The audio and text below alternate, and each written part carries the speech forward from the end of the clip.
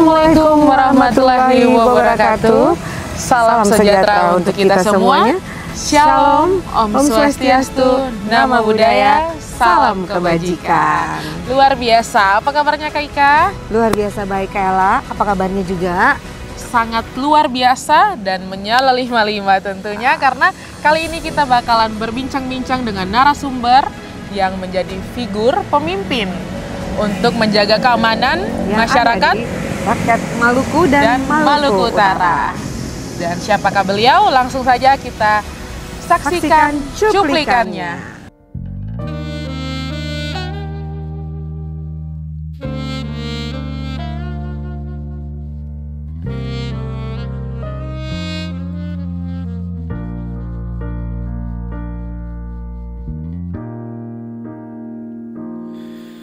Hampir siang dapat dengar suara Darmija sembahyang, cerita dengan air mata. Tuhan mau jaga beta.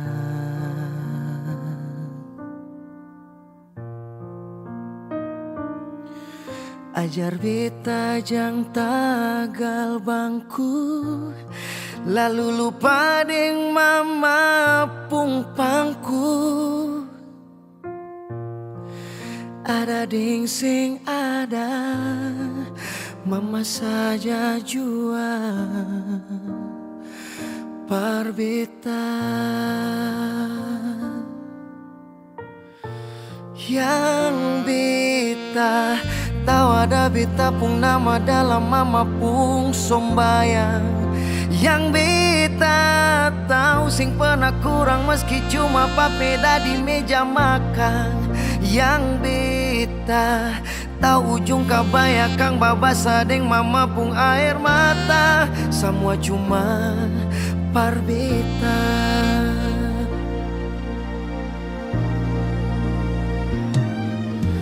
Ajar beta jang tagal bangku, lalu lupa deng mama pung pangku. Ada deng sing ada, mama saja jua par beta.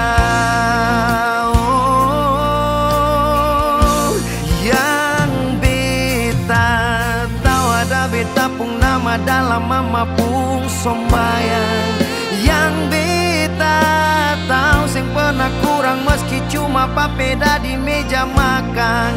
Yang beta tahu ujung kabaya kang babasa deng mama pung air mata. Semua cuma par beta.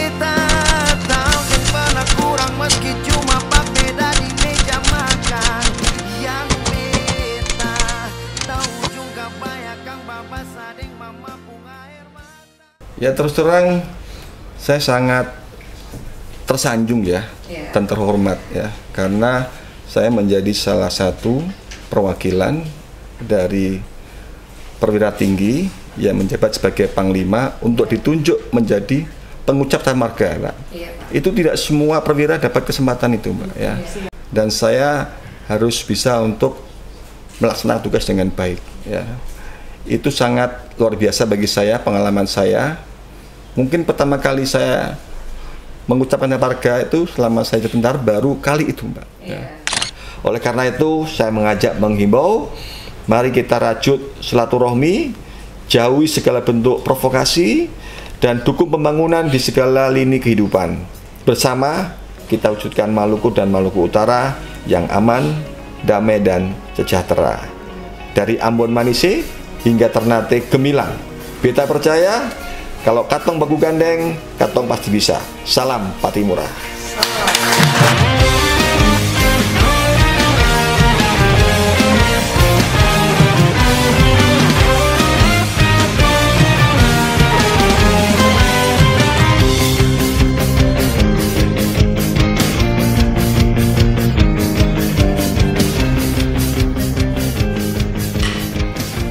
Halo sahabat dan followers podcast 151 Binaya dimanapun berada. Apa kabar semuanya? Tentunya diharapkan kita semua selalu dalam keadaan sehat. Dan tentu saja kembali lagi bersama saya Serdako Atrafela Aprilia Melsasail, dan ditemani dengan tentunya dengan saya Mariska Muskita, dan saat ini kita kedatangan tamu yang sangat spesial. Betul sekali, iya. Siapakah dia? Langsung saja kita sapa Bapak Pangdam 15 Patimura. Halo Bapak Pangdam. Selamat sore Bapak. Apa kabarnya Bapak Iji? Baik ya, Mbak Ella sama Kakak Ika, selamat sore, semuanya sehat ya? Siap, kami Ya, sehat. alhamdulillah. Ya. Baik, Kaela dan sahabat podcast, tentunya kita pengen tahu ya seperti apa Bapak Pangdam kita, dan langsung saja kita memberikan kesempatan kepada Bapak Pangdam untuk memperkenalkan diri. Silakan Pak. Oke, terima kasih. Assalamualaikum warahmatullahi wabarakatuh. Selamat sore, salam sejahtera untuk kita semua. Shalom, Salve, Om Swastiastu, Namo Buddhaya, salam kebajikan. Pemirsa Binaya Podcast yang saya hormati, pada kesempatan ini saya hadir di acara podcast Korem 151 Binaya, yang memang saya lihat podcast ini sangat menarik, sangat bagus sebagai sarana untuk memberikan informasi kepada masyarakat, kepada seluruh masyarakat Maluku dan Maluku Utara, yang memang menjadi salah satu objek dari Korem untuk memberikan pengetahuan dan wawasan, baik itu sifatnya adalah untuk pembinaan Korem itu sendiri maupun juga untuk memberikan pengetahuan dari beberapa narasumber yang sudah dihadirkan di beberapa waktu yang lalu. Dan hari ini saya diundang oleh Danrem 151 untuk hadir di sini bersama dengan pemirsa sekalian untuk memberikan gambaran tentang apa itu Kodam dan bagaimana kegiatan kita yang akan kita laksanakan di masa-masa mendatang.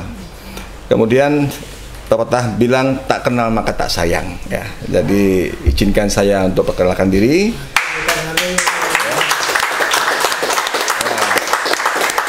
Perkenalkan, saya nama Putranto Gatot Sri Handoyo, pangkat Maijen. Kemudian saya alumni dari Akademi Militer tahun 1996 dan sudah ada di Maluku dan Maluku Utara ini menjabat Panglima sudah mulai tanggal 11 September 2024, berarti bulan depan. Ini alhamdulillah insya Allah sudah setahun di sini berada di Kodam 15 Patimura, ya. Dan saya sudah berkeluarga, istri satu, saya Heni Setiastuti, kemudian anak saya 3. Yang pertama Rafif, sedang kuliah di FK Unsud. Kemudian nomor 2 Razik, ini SMA Tarnus di Magelang, kelas 3 SMA. Yang terakhir Atifa, baru kelas 1 SMP di Jakarta. Kemudian pengalaman tugas cukup panjang, saya sudah hampir 29 tahun menjadi prajurit TNI aktif semenjak lulus dari Taruna. Saya dinas pertama di Kalbar, karena saya kecabangannya bukan infanteri, saya armet. Jadi kecabangan armet adalah salah satu kecabangan di TNI AD yang memberikan tugas pokoknya adalah memberikan bantuan tembakan kepada satuan manuver depan. Ya. Jadi saya berkecimpung di Batalion Armet di Kalimantan Barat kurang lebih sekitar 10 tahun. Kemudian saya pendidikan Selapa, kemudian pindah ke Wadanyon Armet 8 di Kostrat di Jember, pendidikan Seskoat, kemudian menjadi komandan batalion di Armet 12 Ngawi, juga Kostrat ya. Kita ini memang terpilih untuk menjadi awak-awak dari Kostrat. Ya. Kemudian alhamdulillah Dandim di Mojokerto di Jawa Timur, kemudian jabatan letkol mantapnya di Pabanja di Mabesat, kemudian dapat kolonelnya di Jogja, di Korem Jogja, Kasilok, kemudian saya menjadi Asrendam, Kodam 4, selanjutnya Danrem di Salatiga, dan dapat jabatan bintang satunya di Mabes TNI, kemudian dapat jabatan lagi Danrem yang kedua di Jakarta Barat, kemudian Komandan Pusen Armet di Cimahi, dan terakhir di Panglima Kodam 15 Patimura. Jadi saya sudah menjalani banyak medan penugasan dari batalion satuan tempur sampai dengan kewilayahan sudah saya jalani, mulai dari jabatan Danton, Pasi-Pasi batalion sampai ke Komandan Kompi dan Rei, kemudian juga jabatan di kewilayahan mulai dari Dandim, Danrem, dan sekarang jadi Pangdam 15 Patimura. Ya demikianlah kira-kira segenap ataupun sekilas perjalanan hidup saya menjadi seorang prajurit TNI Angkatan Darat. Ya, demikian. Siap, baik Bapak. Ya. Terima kasih. Mohon izin Bapak, setahu kami Bapak bukan kali pertama menjabat Pangdam dan kali pertama datang ke Ambon. Mungkin Bapak bisa ceritakan sedikit Bapak izin. Oke, jadi ini memang bukan kali pertama saya ada di wilayah Maluku. Tadi saya sampaikan waktu saya dinas di Armet 16 di Kalbar, saya pernah ditugaskan untuk menjaga masyarakat wilayah Maluku yang ketika itu mengalami masa-masa tidak enak, masa konflik tahun 2002 sampai dengan 2003. Jadi saya dapat tanggung jawab wilayah keamanan di wilayah Liliboy, dari mulai Kampung Tapi sampai dengan Waiheru. Tapi saya sendiri bertugasnya di Liliboy sebagai komandan kompi. Namun anak buah saya sebar di wilayah Waiheru sampai dengan di Tapi. Kemudian saya kembali ke batalion, selang satu tahun saya kembali bertugas di wilayah Maluku. Tapi ini lebih kompleks Mbak. Ya. Saya datang pertama kali di Somlaki, kemudian 3 bulan pindah ke Tual, kemudian 3 bulan pindah ke Masohi, dan yang terakhir sampai kembali saya tinggalnya di Wayame. Jadi saya sudah tidak asing lagi dengan Maluku. Ya, demikian. Kita beri tepuk tangan. Ya. Nah baik Bapak, mungkin kita bisa langsung masuk ke pembahasan kita. Siap Bapak, izin Bapak mungkin siap Bapak, untuk para sahabat-sahabat kita, terutama untuk masyarakat Maluku dan Maluku Utara, mungkin ingin tahu tupoksi Bapak sebagai figur Pangdam 15 Patimura. Tupoksi ya, siap, tugas pokok Pangdam itu sangat sederhana bila dijelaskan. Siap. Tetapi kalau dilaksanakan tuh sangat luas sekali Mbak ya. Makanya Pangdam ini kan dibantu oleh perangkatnya sangat lengkap sekali. Dari mulai Kepala Staf Kodam, mulai Irdam, Kapok Sahli, asisten, Komandan Korem, Komandan Kodim, Komandan Batalion, dan lain-lainnya ya.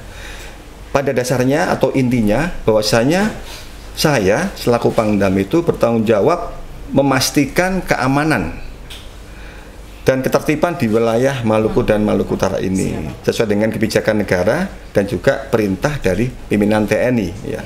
Yang pertama, saya harus menjaga kedaulatan dan keutuhan wilayah. Ini harus saya jaga Mbak. Karena apa? Kami harus memastikan bahwasanya tidak ada ancaman yang bisa untuk mengganggu negara kita, khususnya di wilayah Maluku dan Maluku Utara. baik itu yang datang dari luar negeri maupun dari dalam negeri yang ingin mengganggu wilayah Indonesia ini. Yang kedua, saya harus membina kekuatan TNI di daerah, khususnya TNI Angkatan Darat ya. Mulai dari apa Mbak? Mulai dari prajuritnya saya latih, kemudian kesiapan satuan saya harus jamin sehingga mereka siap untuk digerakkan kapan saja untuk mendukung tugas-tugas yang diberikan oleh pimpinan kita, dan juga memastikan alutsista juga harus siap.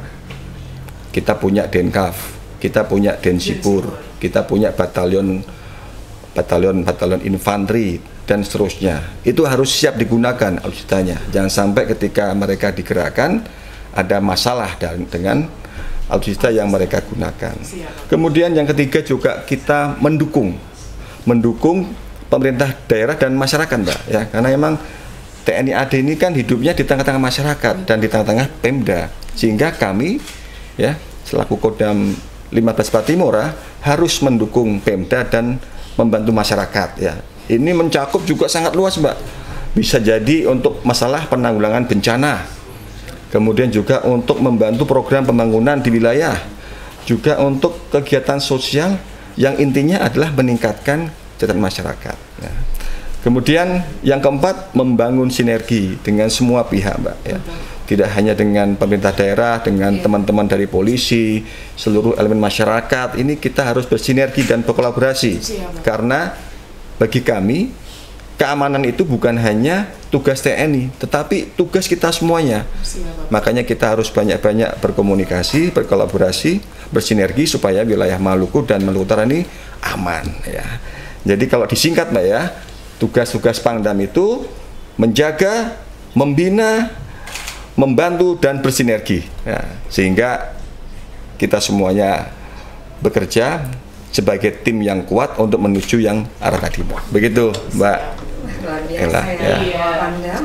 Tentunya kita ingin juga menanyakan kepada Bapak bagaimana perasaan Bapak Pangdam sendiri ditunjuk untuk mengucapkan Sabta Marga saat HUT TNI tahun 2024.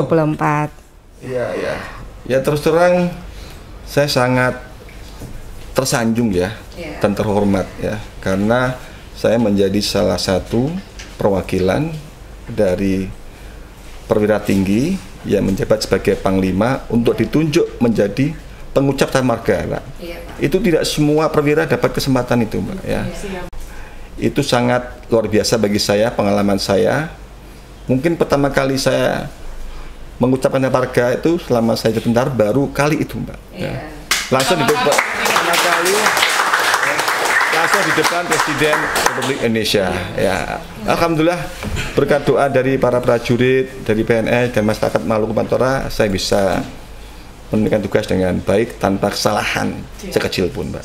Mungkin Bapak deg-degan atau bagaimana sih Bapak? Ya tentunya saya berpikir semua prajurit kalau dikasih perintah harus siap. Ya, dengan kondisi apapun, mau grogi, mau kaget, mau seneng, harus siap. Ya, bagaimana kita menerima perintah, kita laksanakan, kita siapkan diri dengan baik. Ya, akhirnya dalam waktu sebentar saya harus latihan bersama dengan 2 orang pati dari Angkatan Laut dan Udara. Kita kompak, ya alhamdulillah semuanya bisa jalan dengan baik semuanya. Luar biasa ya. Iya, betul sekali. Punya banyak hal yang sangat baik dan perlu dicontoh. Iya betul, tentunya motivator untuk prajurit. Iya, untuk semuanya. Kayla tahu nggak, Bapak ini saya dengar-dengar nih punya program loh. Iya betul. Program penanaman 1 juta pohon. Nah, itu gimana Pak? Boleh dijelaskan kepada sahabat podcast semuanya, Pak? Ya, karena memang kita tahu bahwasanya negara kita ini kan sangat kaya ya, sangat kaya dan tanahnya sangat subur, sangat subur sekali ya. Kalau dulu mungkin kita dengar lagu-lagu zaman dulu kan ya, kita pun tanam apa namanya tongkat kayu dan tahu nggak tongkat kayu dan batu jadi tanaman. Nah, itu kan kita lempar saja suatu hal tumbuh subur, ya kan? Sehingga saya berpikir di tahun 2025 ini saya ada program untuk semua satuan-satuan untuk menanam pohon. Ya, 1 juta pohon dalam waktu 1 tahun. Ya. Supaya apa? Supaya ini bisa banyak manfaat untuk kita, Mbak. Ya, namanya kayu, pohon kita tanam itu, kalau dia besar, ya, ini banyak manfaat untuk kita semuanya. Contohnya yang pertama, apabila pohonnya besar, dia akan menghasilkan oksigen. Ketika kita di bawah pohon kita menghirup oksigen, berarti yang nanam dapat pahala, Mbak. Tidak pernah putus pahalanya, kebaikannya, kan itu. Kalau sudah pohon udah tua, ditebang, bisa jadi untuk bangun perumahan, bisa jadi untuk membangun hal-hal lain yang bisa bermanfaat untuk masyarakat, Mbak. Dengan catatan harus ditanam kembali, ya. Jadi ini sudah kita laksanakan mulai awal tahun, dan saya yakin nanti di akhir tahun ini sudah bisa mencapai, Mbak, 1 juta pohon di wilayah Kodam 15 Patimura, Mbak. Ya. Karena ya. Mohon izin Bapak berbicara soal program. Mungkin Bapak bisa menjelaskan sedikit program Bapak olahraga prajurit setiap hari Selasa sampai Jumat, dan ada program Bapak untuk merenov rumah dan perkantoran, Bapak izin. Mungkin Bapak bisa menjelaskan sedikit untuk sahabat-sahabat kita. Baik. Tentang olahraga ya. Siap. Olahraga menurut saya itu olahraga itu merupakan kebutuhan. Ya, kebutuhan. Makanya kalau saya sendiri memang saya dari kecil saya senang olahraga ya. Dari mulai TK ya, saya sudah mulai senang olahraga ya. Sampai dengan sekarang ini.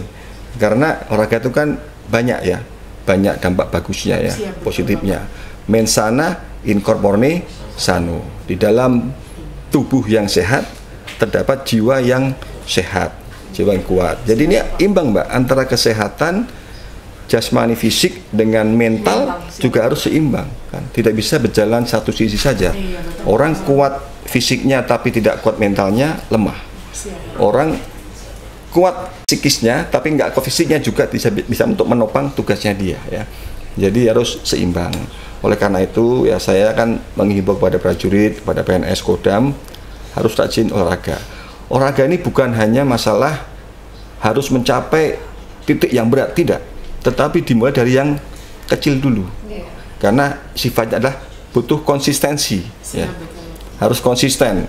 Kadang-kadang kita pengennya olahraga harus sekali tapi panjang waktunya ya. Misalkan mungkin mau olahraga lari ya, kita mulai dari yang cukup 5 menit, 10 menit olahraga lari, yang penting berkeringat ya. Jadi tapi konsisten ya, mungkin tiap hari dia 5 menit olahraga, kemudian harus happy kan itu. Daripada kita sebulan sekali tapi maraton, itu sangat tidak ada dampak baiknya untuk kita ya. Sehingga kita harus konsisten, karena kalau kita tidak konsisten kita hanya FOMO, Mbak. Mbak tahu FOMO nggak? Tahu FOMO?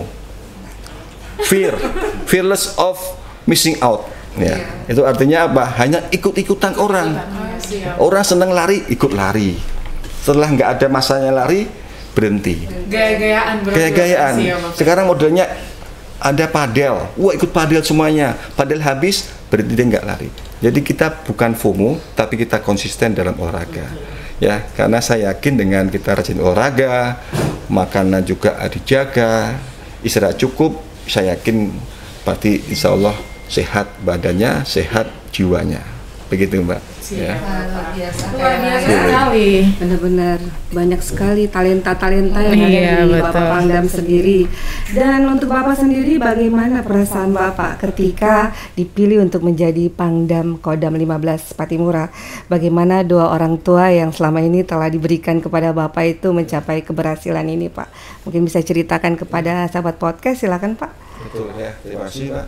Ya memang kalau tentang karir saya selama ini memang saya hanya berdoa saja, bertugas yang baik, saya berdoa pada Allah SWT, dan juga doa itu didukung dari orang tua, utamanya ibu saya ya. Ibu saya itu selama ini sangat menurut saya itu sangat luar biasa ya, seorang ibu yang mendoakan anak-anaknya ya. Saya anak sulung, Mbak, adik saya 1 perempuan ya, dan adik saya juga sukses sekarang ini ya, sukses dengan usahanya di kota Solo ya, Dan itu juga saya yakin berkat doa dari ibu saya, orang tua ya.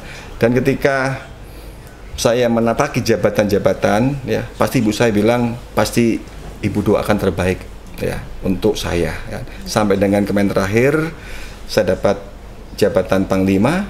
Dalam hati saya ini adalah amanah dari Allah ya. Namanya amanah ini harus kita pegang dengan baik ya. Kita bertanggungjawabkan ke depan ya. Dan itu semua tentunya kita harus yakin jabatan itu juga ujian. Kalau kita bisa bertugas dengan baik, menjalankan dengan amanah yang ada, insya Allah ujiannya akan bisa kita lalui dengan lulus ya. Tapi kalau kita tidak amanah ya, bukan hanya Pangdam ya, mungkin juga jabatan-jabatan yang lain ya, tentunya akan sangat mudah bagi Allah untuk mencabut kembali apa yang sudah diberikan pada kita ini ya. Dan saya berterima kasih selama ini, memang dalam hati saya ya mungkin tidak pernah berpikir akan bisa menjadi seorang Pangdam Mbak ya.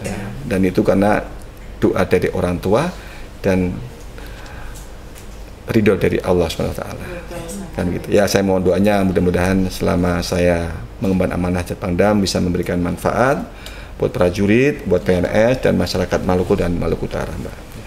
Demikian Mbak. Ya. Iya, dan kita tahu bahwa Pangdam kita ini adalah salah satu Pangdam termuda ya Bapak di wilayah Angkatan Darat. Ya bisa dikatakan termuda juga tidak, karena juga masih ada adik leteng yang sudah jadi Panglima juga sudah ada. Ya. Iya, Pak. Ngomong-ngomong ibunya Bapak sudah umur berapa? Ibunda saya kelahiran 55. Iya, Pak. Jadi sekitar sudah usia 70 tahun. Luar biasa ya Dan Pak ya. alhamdulillah masih sehat, masih aktivitas, masih aktif, masih sepeda Mbak, masih lari. Tentunya Meskipun pelan-pelan masih ya. bisa lihat anak-anaknya Ya. sukses. Itu yang Amin, penting. amin ya. Terima Semoga kasih. diberikan umur panjang. Ya, amin. Semua yang terbaik untuk Ya. Ibu ya. Amin, terima kasih. Siap. Bapak, saya juga dengar nih Pak, selama di Ambon Bapak sering keliling ya, tentunya suka sekali sholat subuh Iya.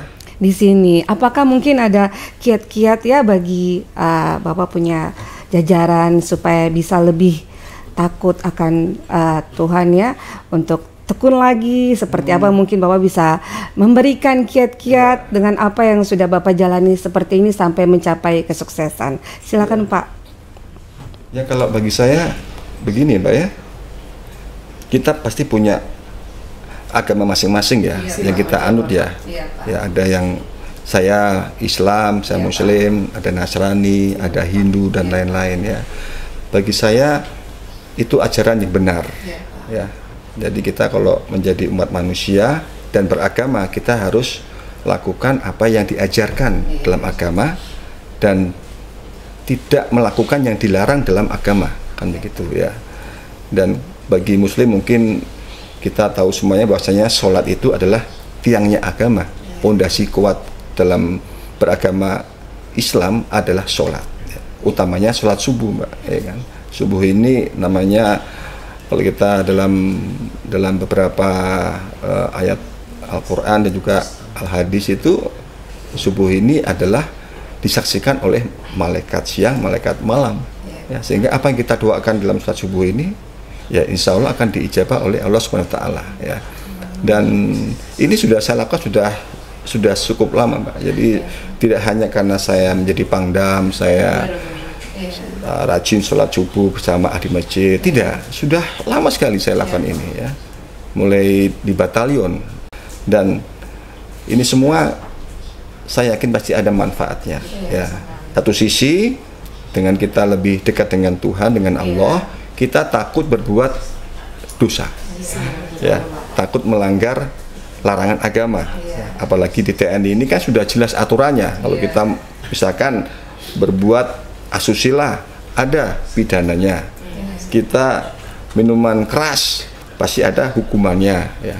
Apalagi mungkin sampai dengan membunuh dan lain-lain Mbak ya. Jadi memang salah satu poin penting bagi prajurit dan PNS Kodam 15 itu saya sering sampaikan ketika saya kunjungan, jangan lupakan ajaran agama masing-masing ya. Yang sholat, yang Muslim, yang Nasrani ke gereja, supaya hati tenang Mbak.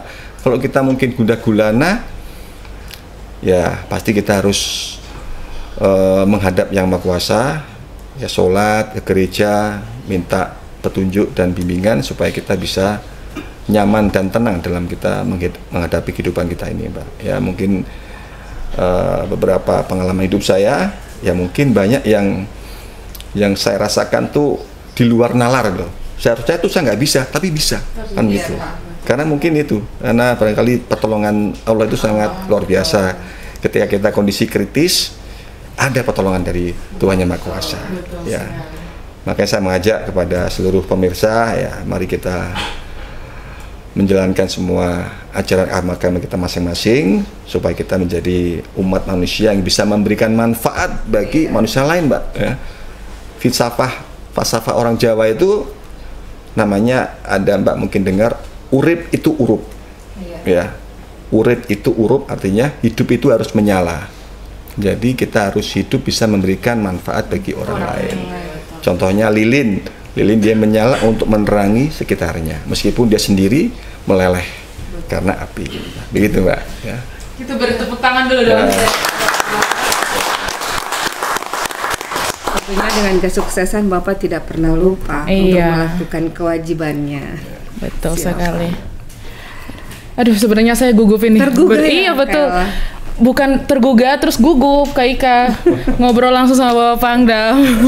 Siap Bapak. Bukan hanya sandangnya dipangkat ini. Siap Bapak. Sama-sama manusia aja. Siap Bapak. Nah, mohon izin Bapak, saya ingin bertanya, mungkin peran Kodam sebagai kompartemen strategis. Mungkin Bapak bisa jelaskan sedikit, Bapak izin. Oke, ya.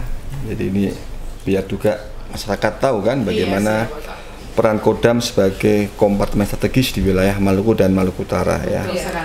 Jadi, Pak, kalau kita bicara tentang Kodam 15 Patimura, ya, kita sedang bicara tentang garda terdepan, ya, negara kita atau pertahanan negara di wilayah Maluku dan Maluku Utara, ya. Wilayah ini bukan hanya kaya akan sumber daya alam, Mbak, Maluku dan Maluku Utara, tetapi juga punya posisi strategis di jalur lintasan internasional, ya. Jadi peran Kodam di sini ibaratnya adalah pagar yang kokoh menjaga rumah dari segala arah, ya. Kita tahu di bagian selatan ada negara Australia, bagian utara ada negara Filipina, Palau dan lain-lain. Nah, kita ini menjaga supaya tidak ada negara luar yang menginvasi atau mengganggu kita untuk menjaga ketidaknyamanan di wilayah Indonesia. Ada 3 peran utama yang mungkin bisa saya sampaikan dalam fungsi Kodam sebagai kompartemen strategis. Yang pertama, peran pertahanan. Ini pertama tentu Kodam sebagai benteng pertahanan, ya. Kita pastikan bahwasanya kedaulatan tetap jaga baik dari ancaman militer maupun ancaman non-militer atau potensi konflik yang bisa masuk dari jalur laut atau udara. Mungkin juga kita lihat Maluku juga menjadi posisi paling strategis, ya, antara Samudra Pasifik dengan Samudra Hindia. Sehingga kita harus selalu siap, Mbak, ya. Kemudian yang kedua, sebagai peran keamanan dan stabilitas wilayah, ya. Kita dengan teman-teman polisi kita sinergi, dengan Pemda kita sinergi, dengan masyarakat juga kita sinergi untuk mencegah gangguan keamanan, ya. Termasuk yang sifatnya itu non militer. Contohnya apa, Mbak? Bencana alam, konflik sosial, ya. Ini harus kita sama-sama bersinergi. Prinsipnya kalau wilayah aman, pembangunan bisa berjalan, kan begitu, ya. Kemudian yang ketiga, peran pembinaan teritorial dan dukungan pembangunan, ya. Karena TNI AD ini bagian dari masyarakat, ya. Kita punya tugas fungsi utama yaitu pembinaan teritorial, Pak, ya. Ini artinya TNI AD harus langsung turun ke masyarakat, ya. Makanya kita ada Kodam, ada Korem, ada Kodim, ada Koramil, ada Babinsa, ya. Sampai mereka di tingkat-tingkat desa dia ada, Pak. Jadi kalau misalkan masyarakat mempunyai kesulitan, ada permasalahan, pasti Babinsa akan turun tangan membantu masyarakat. Pasti Dan Ramil akan membantu masyarakat, membantu memberikan solusi, membantu untuk memecahkan masalah yang ada di masyarakat, ya. Apalagi mungkin sekarang Mbak ada programnya Kodam ini mendukung programnya Presiden Pak Prabowo Subianto, yaitu program makanan bergizi gratis, ya, program ketahanan pangan, ya, itu merupakan program yang harus kita sukseskan. Dan Kodam 15 sudah dan akan terus mendukung program ini supaya masyarakat Maluku dan Maluku Utara juga akan semakin sejahtera ke depan, Mbak. Ya. Jadi ini sangat penting ya, supaya masyarakat juga merasa bahwasanya negara itu hadir di tengah-tengah mereka. Ya. TNI ini bagian dari negara yang bisa memberikan solusi bagi masyarakat, supaya masyarakat cinta dengan NKRI, masyarakat cinta dengan tanah air. Kenapa? Karena negara memperhatikan mereka. Jangan sampai mereka tidak cinta, malah lebih cinta dengan negara lain. Begitu, Mbak. Jadi Kodam ini hadir bukan hanya saat ada ancaman, tetapi kita sudah hadir di setiap hari di masyarakat. Ya. Jadi peran Kodam ini sangat lengkap, Mbak. Tadi menjaga kedaulatan, menciptakan keamanan, dan ikut membantu pembangunan untuk menuju masyarakat yang sejahtera di wilayah Maluku dan Maluku Utara. Ya, itulah Mbak kira-kira untuk peran Kodam sebagai kompetensi strategis. Baik, Bapak, terima kasih, kasih, Bapak. Bapak. Tepuk tangan kepada Ya. Bapak. Sebelum kita persilakan Bapak minum dulu, siap. Pak. Iya, siap Bapak izin. Mohon maaf ya, Pak ya. Mau minum ya? Siap, Silakan, silakan Pak. Bapak izin. Kakaknya nggak minum bapaknya. Siap. Pak. Ya, Pak.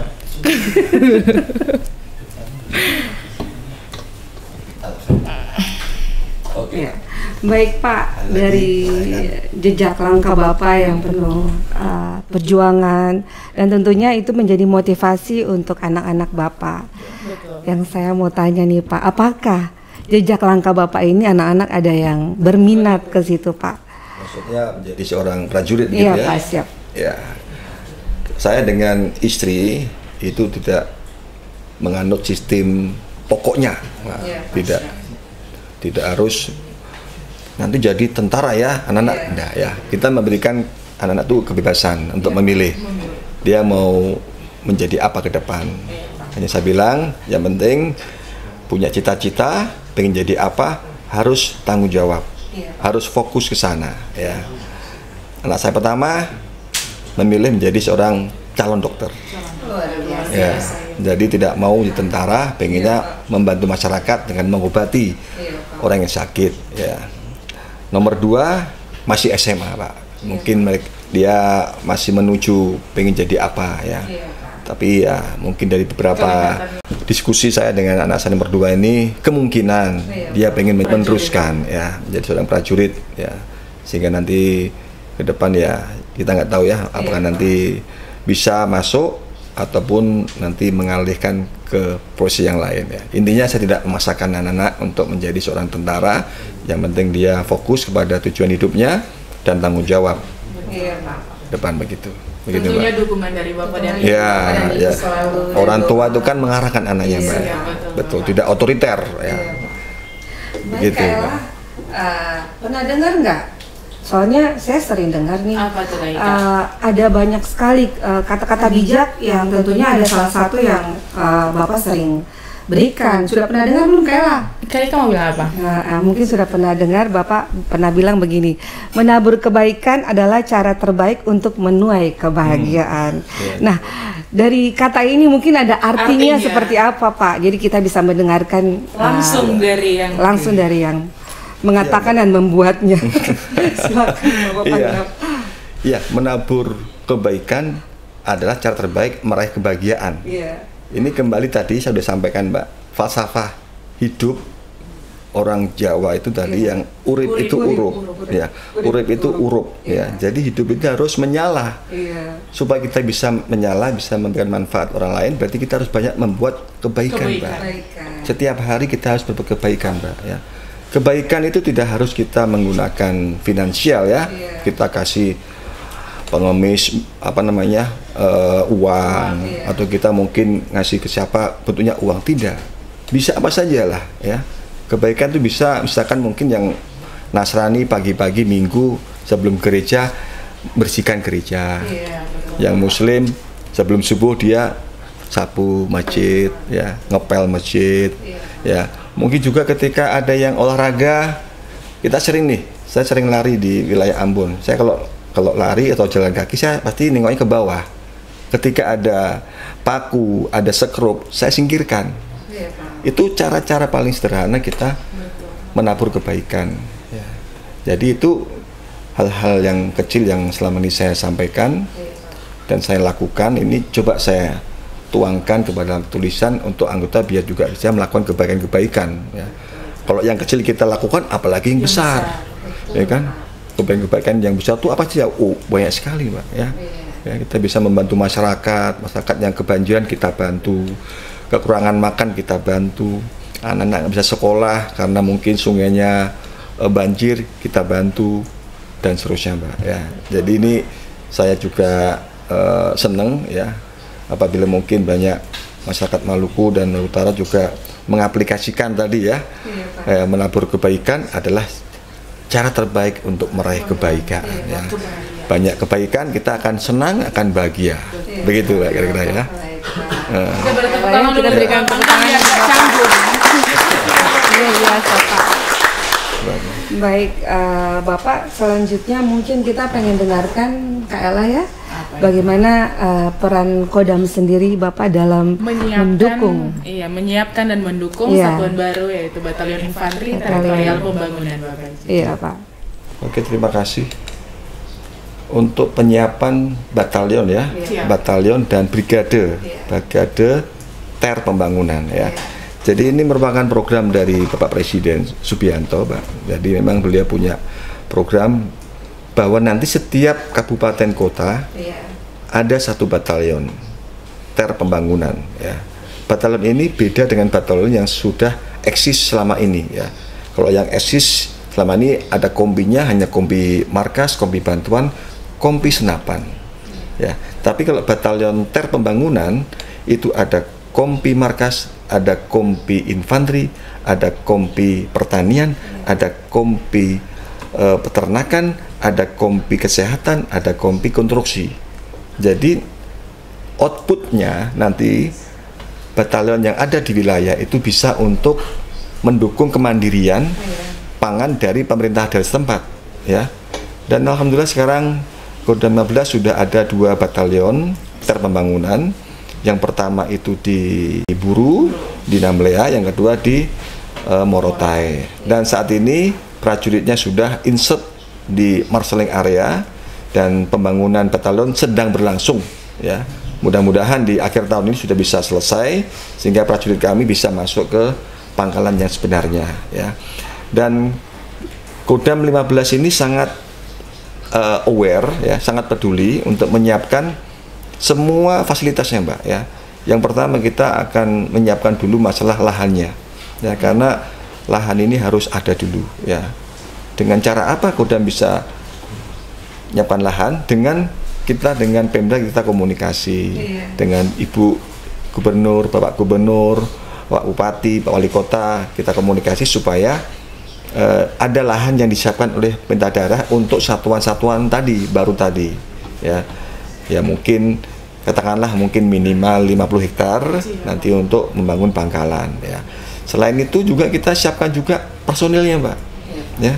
Sekarang ini banyak personel tentara yang direkrut oleh TNI Angkatan Darat ya. Yang dulu tamtama hanya terimanya 300, sekarang sudah 1.200. Yang dulu Bintara hanya 250, sekarang 450 sampai 500. Ya kenapa? Karena untuk mengisi organisasi batalion ter pembangunan, Mbak ya. Makanya ini saya juga mengajak kepada para pemuda Maluku dan Maluku Utara ya, bila mana ingin bergabung dengan TNI Angkatan Darat, mengisi satuan-satuan baru, siapkan diri dengan baik ya. Fisiknya, kesehatannya, psikologinya, kemudian mental ideologinya, dan gratis ya. Ini saya sampaikan ya, masuk tentara gratis. Kalau ada oknum-oknum TNI yang minta uang ya, jangan dipercaya ya. Kalau perlu lapor ke saya langsung, tunjukkan siapa, pangkatnya apa, namanya siapa, pasti akan saya tindak sesuai dengan hukum yang berlaku ya. Karena gratis, Mbak, Jadi mereka tidak akan dipungut 1 sen pun biaya masuk ke prajurit. Ya. Kasihan ya. Kalau kita mungkin mendengar informasi saat ini kan masuk tentara bayar 100 juta, 200 juta. Kalau orang tua yang tidak mampu kan pasti akan hutang kemana-mana. Ya, nanti juga jadi bebannya anak itu yang akan jadi tentara. Ya. Jadi saya sampaikan bahwasanya dalam kesempatan podcast ini saya sampaikan masuk tentara itu gratis, tidak ada dipungut biaya 1 rupiah pun. Ya. Dan tentunya ke depan sampai dengan tahun 2029 kita masih akan banyak membentuk batalion terpembangunan. Ini peluang besar bagi pemuda-pemuda di seluruh wilayah Maluku dan Maluku Utara untuk bergabung menjadi prajurit TNI Angkatan Darat. Ya, begitu Mbak. Sekarang gitu loh. Penambahan untuk penerimaan lebih banyak lagi untuk Maluku. Tentunya ini informasi penting buat masyarakat Maluku dan Maluku Utara. Nah, baik Bapak, Kakak Ika mungkin mau duluan? Saya lagi. Oh iya, banyak ya pertanyaan yang disiapkan. Siap Bapak. Oh iya. Siap. Izin Bapak, sekarang Satuan Korem 151 Binaya kan dalam penilaian WTRB, Wilayah Tertib, Reformasi dan Birokrasi. Mungkin Bapak bisa menjelaskan sedikit peran Kodam dalam mendukung Korem 151 Binaya dalam penilaian WTRB tersebut, Bapak izin. Ya, ini sangat luar biasa nih Pak ya, Korem 151 Binaya ini kan. Jadi ketika awal masuk ke Kodam 15 ya, saya melihat bahwasanya satuan kerja di wilayah jajaran Kodam ini tidak ada yang menjadi perwakilan untuk ditunjuk bersaing meraih predikat WBK atau wilayah bebas dari korupsi atau WBBM, wilayah birokrasi bersih melayani. Nah, sehingga saya punya program juga ya supaya satuan kerja dari Kodam ini harus disiapkan dengan baik ya supaya nanti bisa terpilih mewakili TNI Angkatan Darat menjadi satker yang dapat predikat tadi itu ya. Kenapa? Karena saya sudah mengalami itu. Saya ketika di Korem 073 Makutarama, saya siapkan Korem, alhamdulillah dapat. Saya dan Rem 052 Wijaya Krama, saya siapkan, alhamdulillah dapat. Dan masuk ke Kodam 15, saya sampaikan kepada asisten terkait dengan Danrem, dengan semua satker, siapkan dengan baik.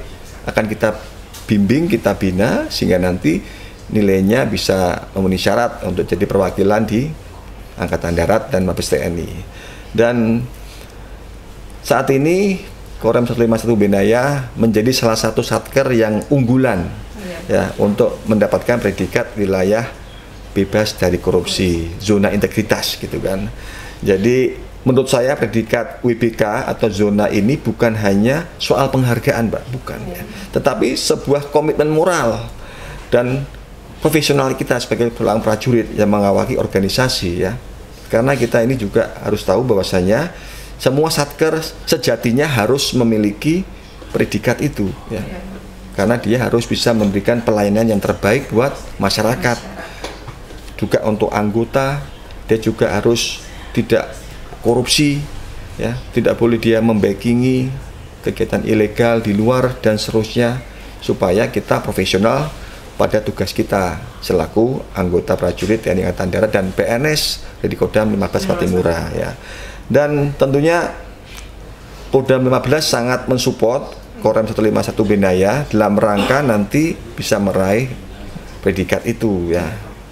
Kita bisa banyak lihat di beberapa satker yang sudah mendapatkan predikat itu akan banyak keuntungan ke depan, akan banyak keuntungan.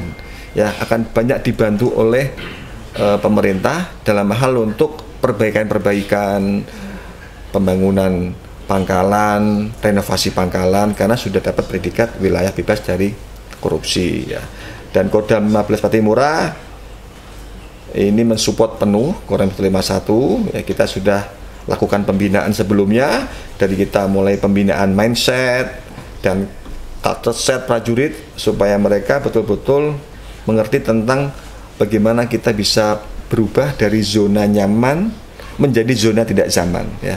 Jadi kalau orang memiliki pemikiran udah begini aja sudah nyaman kita, udah nggak usah lagi aneh-aneh, itu salah ya. Kita harus berubah, kita harus berubah dari kondisi yang tidak nyaman, harus mau berubah ya. Sehingga dengan kita berubah dari kondisi nyaman ke tidak nyaman, kita akan banyak ide, kita akan banyak thinking out of the box, ya. Sehingga apa yang kita kerjakan betul-betul bisa untuk menjadi hal-hal inovasi, motivasi bagi orang lain, kan itu Mbak.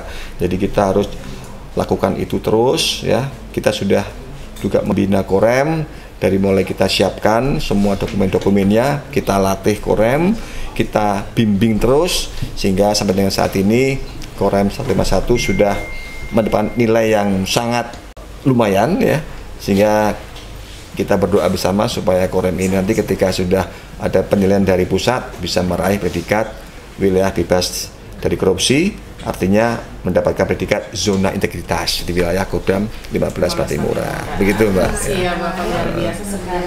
Ya. Ini informasi penting juga untuk para prajurit. Iya betul. Semuanya sudah ada di kepalanya Bapak, memang paling pintar.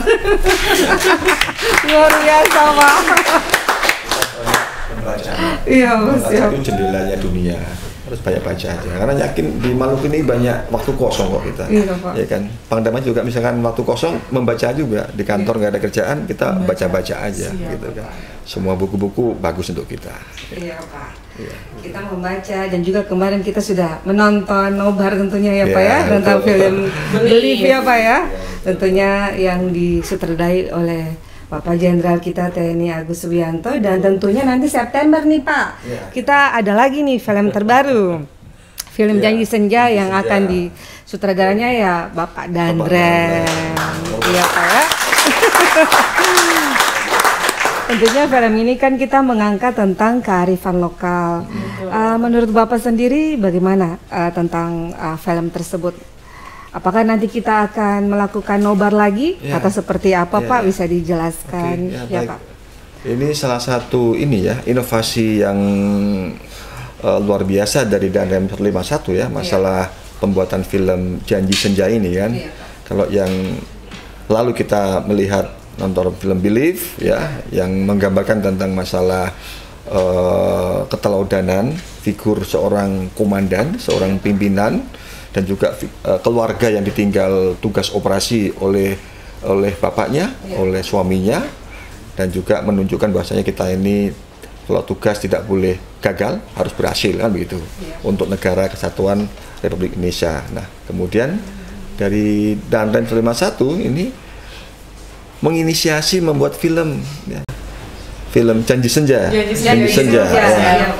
Senja yang mengangkat kearifan lokal di wilayah Maluku ini ya, di mana seorang putri ya, pemudi Maluku ini sekolahnya di sini, kemudian juga pengen mengangkat martabat orang tua ya, akhirnya mendaftarkan diri menjadi seorang kowat atau prajurit perempuan dan seterusnya. Ini merupakan salah satu hal yang harus kita tonton bersama-sama nih ya.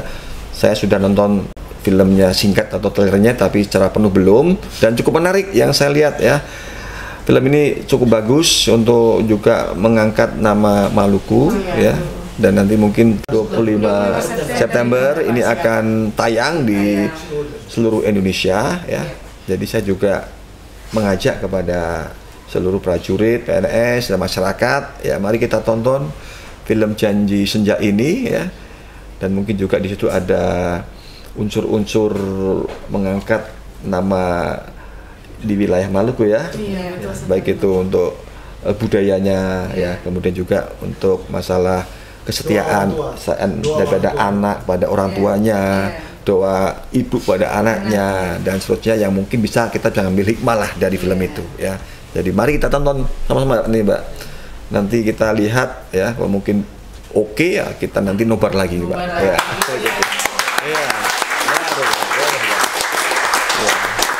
Luar biasa nih Pak Dan nih Mbak ya. Terima kasih ya Pak ya, penjelasannya. Baik Kak Ella, silakan Kak Ella. Kalau itu udah ya. Izin Bapak, ini kan sekarang kita menyongsong 17 Agustus.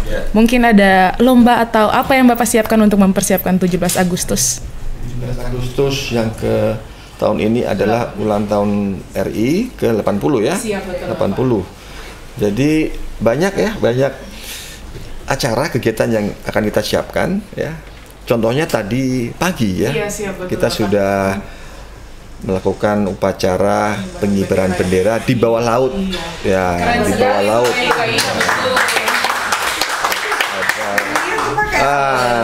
Nanti bisa lihat videonya ya, nanti ditayangkan di YouTube-nya Kodam ya.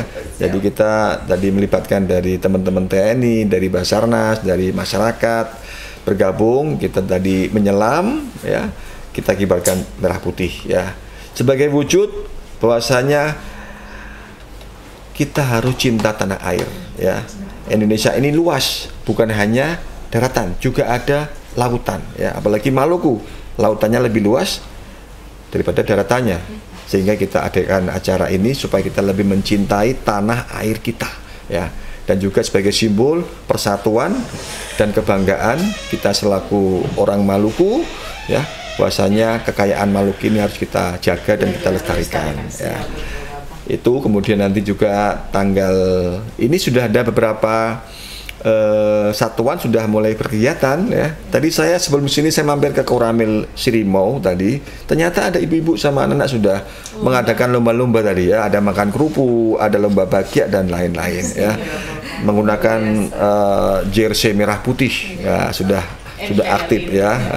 Nanti juga di Kodam tanggal 17 kita akan juga adakan acara itu, lomba-lomba biar kita semangat, biar kita juga bisa ketawa-ketawa lah kan, karena kan kita dengan acara-acara lomba-lomba yang tradisional itu kan kita menjadi senang ya kan. Mungkin ada lomba bagia, lomba bawa kelereng dan yang lain-lainnya ya, sehingga nanti menambah kemeriahan dari peringatan 17 Agustus 2025 ya. Pokoknya banyak Mbak, nanti kita undang nanti ya Kakak Ika sama Mbak Ella untuk gabung ya, supaya nanti hati senang pasti akan gembira, akan fresh, akan bahagia. Begitu Mbak ya. Ya, makasih. Baik Bapak, sebelum kita tutup pembicaraan kita di sore ini, mungkin Bapak ada pesan terkhususnya untuk prajurit Kodam 15 Patimura dan mungkin juga untuk masyarakat Maluku dan Maluku Utara. Ya baik, kepada prajurit Kodam 15 Patimura dan PNS, saya mengucapkan terima kasih atas dedikasi kinerja selama ini yang sudah membantu saya dalam melaksanakan tugas-tugas Kodam 15 Patimura. Saya sangat yakin tanpa dukungan prajurit saya tidak bisa berbuat apa-apa ya. Makanya saya hormat, salut, bangga kepada prajurit dan PNS atas semua kinerjanya. Mudah-mudahan ke depan akan semakin kompak, semakin disiplin, semakin profesional ya, semakin bisa meningkatkan iman takwa yang baik kepada Tuhan Yang Maha Kuasa dan bisa membentuk tim yang hebat di satker masing-masing ya. Namanya orang itu tidak ada Superman, tidak ada, yang ada super tim. Makanya tim yang hebat harus dibentuk di tiap-tiap satuan kerja yang ada di wilayah Kodam jajaran 15 Patimura. Kemudian juga untuk masyarakat Maluku dan Maluku Utara, kita semua adalah bagian dari keluarga besar yang hidup di tanah yang penuh berkah ini ya.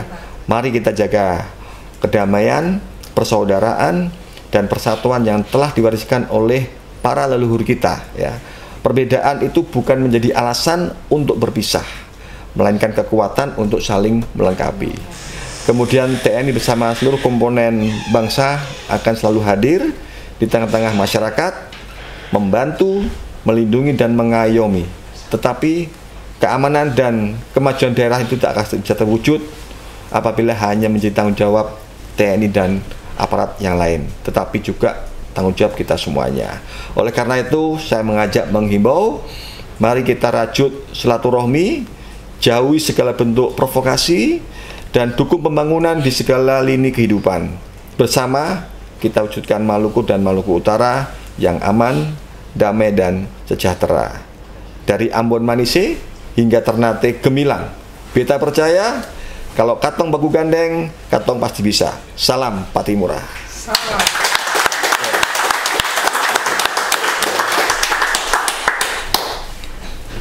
Ika, tentunya Ika mau minta tanggapan Bapak.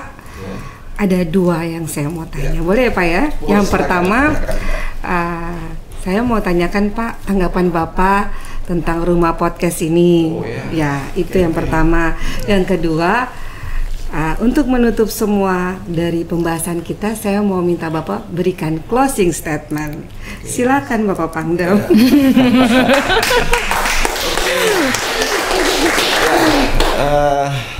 Tentang rumah podcast ini, ya, inisiatif ini mencerminkan adaptasi kepemimpinan dari Danrem 151 Benaya terhadap apa? Terhadap era digitalisasi, terhadap revolusi informasi, ya. Jadi dengan media podcast ini, Danrem sudah menunjukkan kesiapan untuk dekat dengan masyarakat, untuk membuka dialog yang lebih luas kepada masyarakat untuk memberikan pelayanan teritorial, ya. Jadi saya sangat apresiasi, sangat mensupport kegiatan podcast ini, ya. Tentunya dengan Mbak bisa lihat ini kondisinya rumah ini sangat luar biasa, sudah direnovasi oleh Pak Danrem, sudah sangat nyaman sekali. Saya juga di sini duduk nyaman, pakai ini, semua bisa lancar komunikasinya, ya. Jadi saya berharap nanti ke depan podcast ini bisa menjadi media untuk peningkatan transparansi dan informasi ke publik masyarakat, ya. Masyarakat bisa mendapatkan informasi yang jelas, yang langsung dari otoritas yang berwenang, ya, atau mungkin perintah keamanan tentang semua isu-isu, baik isu-isu tentang Kaptimas, kemudian juga tentang masalah yang lain-lain yang tentunya akan dapat mudah diakses oleh masyarakat. Dan yang kedua ini juga saya berharap menjadi penguatan sinergi antara TNI dengan Polri, dengan pemerintah daerah. Mungkin nanti tamu-tamu narasumber ini bisa diundang ke sini memberikan informasi yang positif kepada masyarakat, ya, tentang program-program dari narasumber yang lain, sehingga nanti masyarakat lebih terbuka, ya, matanya, pikirannya, wawasannya terhadap semua yang harus kita ketahui bersama, utamanya di era-era yang saat ini yang sangat tanpa batas, ya, dengan media sosial yang sedemikian kencangnya. Kita harus mengantisipasi dengan baik dengan cara mengoptimalkan rumah podcast ini. Dan juga ini merupakan sebagai inovatif dalam revolusi industri informasi. Saya dengar Danrem ini punya visi yang sangat bagus, yaitu visinya itu informasi merupakan sarana memberi hal-hal positif terkait perkembangan yang akan datang. Ini berarti ini salah satu media yang sangat aplikatif, ya, di era sekarang ini, karena masyarakat sangat mudah membuka YouTube dengan podcast, mendengarkan, ya, dengan materi menarik, pasti banyak nanti masyarakat akan memberikan atau terberikan informasi dari apa yang disampaikan oleh narasumber di podcast 151 ini. Dan ini sudah sangat baik sekali, ya, tentunya lebih luas saja jangkauannya, ya, tidak hanya di TNI Polisi, mungkin juga masyarakat-masyarakat yang bisa untuk dijadikan narasumber bisa diundang ke sini untuk memberikan sharing pengalamannya, kan gitu, Mbak. Tadi apa yang dulu, Mbak? Closing ya. Closing statement, ya, dari saya kembali mengajak kepada semua masyarakat Maluku dan Maluku Utara, mari terus memelihara persaudaraan, menjaga keamanan dan saling menghargai di setiap perbedaan, ya. Jauhi segala bentuk kekerasan, provokasi, dan perbuatan yang bisa memecah belah persatuan kita. Kemudian mari kita isi hari-hari kita dengan hal yang bermanfaat, membangun usaha, mengembangkan pendidikan anak-anak, menjaga kebersihan lingkungan, dan melestarikan budaya dan adat istiadat kita, ya. Dan juga mari kita sama-sama punya visi misi yang seimbang. Mari kita baku jaga, baku bantu, ya. Pasti Maluku dan Maluku Utara akan jadi daerah yang bisa dibanggakan, bukan hanya di Indonesia tapi di mata dunia, ya. Saya yakin kita pasti bisa, begitu, Mbak. Biasa kita.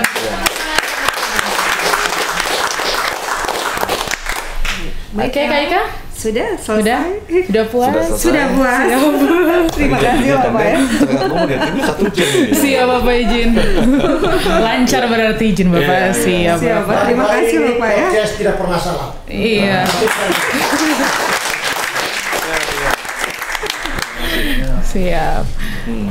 Sebelum itu kami ucapkan terima kasih banyak untuk Bapak Pangdam 15 Patimura sudah berkenan untuk menjadi narasumber kita di sore hari ini. Dan kami juga ucapkan terima kasih untuk sahabat-sahabat Forbes Podcast 151 Binaya dimanapun berada karena telah menonton video singkat ini. Tentunya video ini sangat bermanfaat untuk masyarakat Maluku dan Maluku Utara. Informasi-informasi yang diberikan langsung oleh Bapak Pangdam semoga dapat bermanfaat untuk kita sama-sama membangun Maluku dan Maluku Utara lebih baik lagi dan tentunya untuk Indonesia maju. Jangan lupa like, komen, dan subscribe video ini dan sampai jumpa di episode berikutnya. Saya Serdako Atrafela Aprilia Melsasail dan saya Mariska Muskita tentunya dengan narasumber kita Pangdam 15 Patimura Mayor Jenderal TNI Putranto Gatot Trihanto. Lamina Hamdallah. Maju terus, pantang mundur. Siap. Oke sahabat-sahabat sekalian, kami pamit undur diri. Salam kompak dari kami. Kai mese mese aman. We love Indonesia forever. Oke. Terima kasih. Izin. Ya. Terima kasih Bapak. Terima kasih. Iya Pak. Sorry Pak. Mohon maaf. Terima kasih. Ya, sama-sama. Ya. I don't wanna talk about it, how you broke my heart. If I stay here just a little bit longer, if I stay here, won't you listen to my heart? Oh, my heart.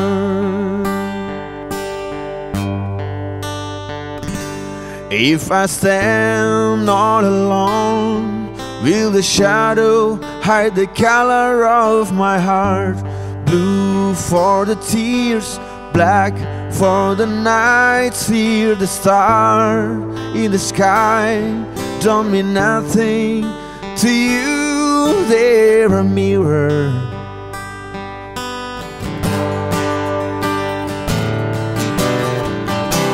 I don't wanna talk about it.